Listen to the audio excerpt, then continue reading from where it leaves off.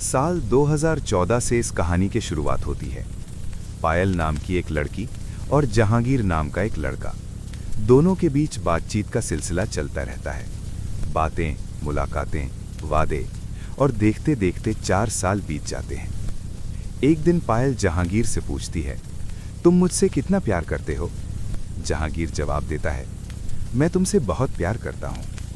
यही सवाल जहांगीर भी पायल से पूछता है। पायल कहती है, मैं तुमसे इतना प्यार करती हूँ कि तुम्हारे लिए अपनी जान भी दे सकती हूँ और ज़रूरत पड़ी तो किसी की जान ले भी सकती हूँ। ये सुनकर जहांगीर कहता है, वक्त आने पर मुकर मत जाना, किसी दिन आजमा कर भी देख लेना। बातचीत चलती रहती है। इसी बीच जहांगीर पायल से कहता है, एक काम करना, कोसी नदी के किनारे शाम करीब 7 बजे मिलना, मैं वहाँ पहले से इंतज़ार कर रहा हूँगा। पायल घर में अपनी माँ से कहती है, माँ, एक सहेली से मिलने जाना है। माँ इजाज़त दे देती है और जल्दी लौट आने को कहती है। पायल सीधी कोसी नदी के किनारे पहुँचती है। वहाँ पहले से जहांगीर मौजूद होता है, उसके हाथ में कुल्हाड़ी होती है। जैसे ही पायल वहाँ पहुँचती है, उसे बातचीत का कोई मौका नहीं दिया जाता। जहांगीर कुल्हाड़ी से उसका गला काट देता है, फिर उसके शरीर के 3 टुकड़े कर देता है। कुछ दोस्तों की मदद से एक गड्ढा खोदा जाता है, लाश को उसमें दफना दिया जाता है और सब अपने अपने काम में लग जाते हैं, जैसे कुछ हुआ ही ना हो। वक्त गुजरता है। जब लाश बाहर निकलती है तो पूरा शहर सन्न रह जाता है। शायद ही कोई घर होगा जहां इस घटना की चर्चा न हुई हो। नमस्कार दोस्तों, मैं महेश कुमार। उत्तर प्रदेश के रामपुर जिले का गंज थाना क्षेत्र, हमाम वाली गली का रहने वाला राहुल परेशान था। माँ, पिता, भाई सबसे बात करता है। आखिरकार 1 नवंबर 2018 की शाम करीब 7 बजे वो गंज थाने पहुंचता है।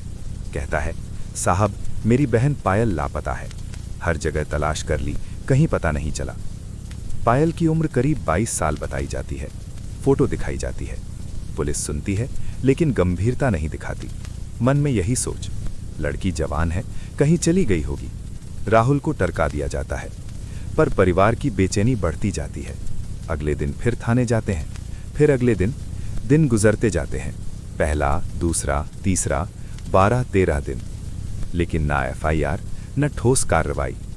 आखिरकार 13 नवंबर 2018 को FIR दर्ज होती है। CDR और सर्विलांस से एक नाम सामने आता है, इमरोज से पूछताछ होती है, लेकिन सिर्फ औपचारिकता। उसे जेल भेज दिया जाता है। लड़की का कोई पता नहीं। फिर तारीखें बीतती जाती हैं। घर वाले फिर थाने पहुंचते हैं। तब बताते हैं, साहब, साल 2014 में जहांगीर नाम के लड़के से हमारी बेटी का रिश्ता तय हुआ था। हमें शक है कि उसी का हाथ है। जांच में पता चलता है जहांगीर पहले से जेल में है। पुलिस रिमांड के लिए कोर्ट जाती है।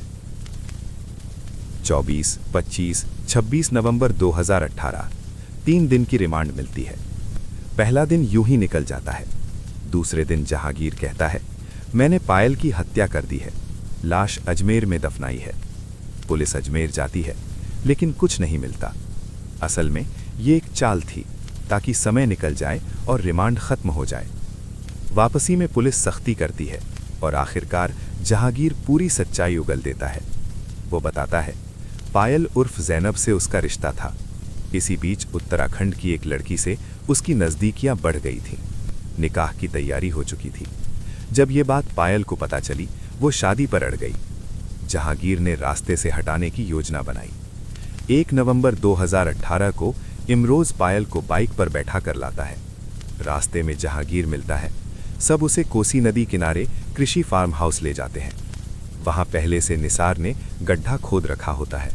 जहांगीर का पिता ताहिर मौजूद होता है, प्रभुजीत सिंह उर्फ सागर और रिश्तेदार दानिश भी। कुल 6 लोग।